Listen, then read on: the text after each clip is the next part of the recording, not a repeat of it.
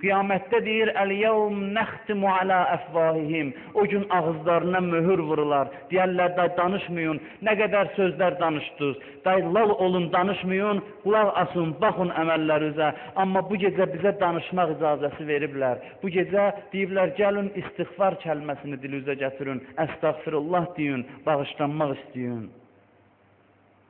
Bu gecə tövbə fürsəti olan qiyamət günüdür. İcazə veriblər tövbə eləyək. Bu gecə gəlmişik Allahın qapısına deyək, ilahi xarab eləmişəm işləri, keçmişim bərbaddır, onlar düzəldəsən. Onlar xət çəkəsən, o da deyir, bəli əzizim, gəl. Gəl bu gecə 80 aydan daha xeyirli gecədir. Gəl mənim əlimdədir, sənin səhvlərini mən düzəldəcəm. Bax, bu saatlardır. Hər birinizə müraciət edib deyirəm, sizə desələr ki, filan yerdə bir iclasda sizin taleyiniz həll olunur, necə həyazan içində olarsınız? Bu gecə göylərdə tək-tək hər birinizin taleyi həll olunur, odur ki, bu gecənin hər saatında bir müqəddərat müəyyən olunur bizim üçün. Bu bəndəmə çox ruzu verərsiniz bu il. Çünki ruzusu az olanda məndən uzaqlaşır.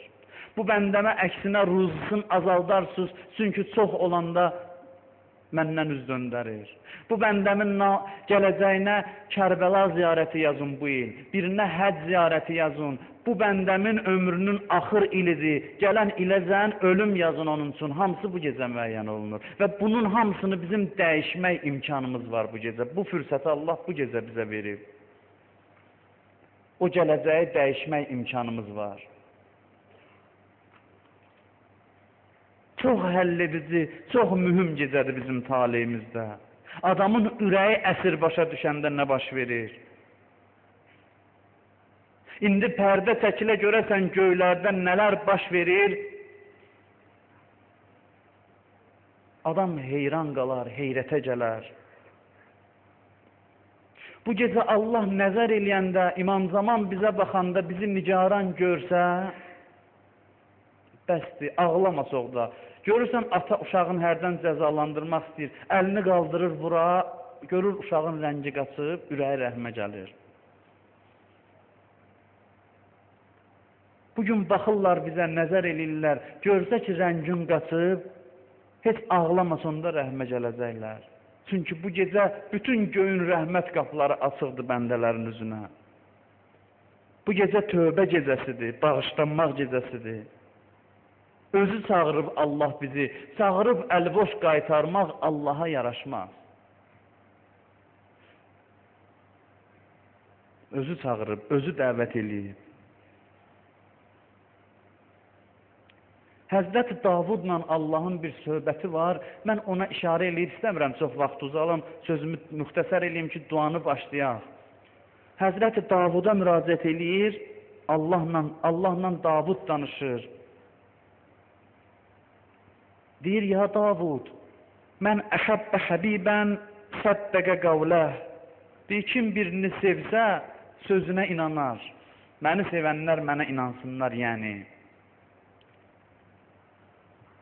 Və mən rəziyə bi həbibin rəziyə fi'ləh.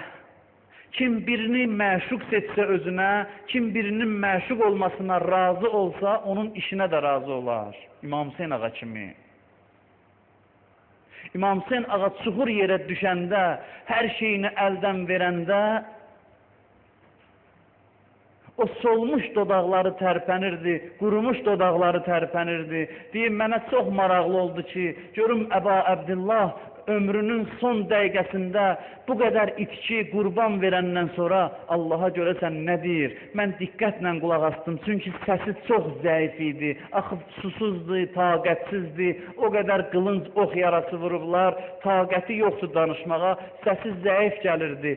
Mən əyildim görəm bu nə deyir? Qulaq astım, gördüm, çox zəif səslə deyir, İlahi, rizəm bi qəzaik. Və təslimən li əmrik. Allah deyir, kim birinin aşıq məşuqluğuna razı olsa, onun işinə də razı olar. Allahdan nə gəlsə, ağuşun açar, deyər ki, hədiyyə kimi qəbul edirəm.